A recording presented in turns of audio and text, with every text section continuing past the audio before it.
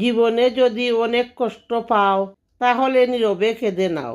কখনো কোনো স্বার্থপরের কাছে তোমার দুঃখের কথা বর্ণনা করতে যেও না, সেখানেও তুমি আঘাত পাবে। সবাই পাশে থাকলে তুমি শক্ত নয়, তুমি শক্ত তখনই যখন কেউ নেই তবুও তুমি দাঁড়িয়ে আছো। 3টি কারণে আল্লাহ বান্দার দোয়া ফিরিয়ে দেন। 1. হারাম রিজেক গ্রহণ করলে। 2. গুনাহ না ছাড়লে। 3. মনোযোগ দিয়া দোয়া না করলে।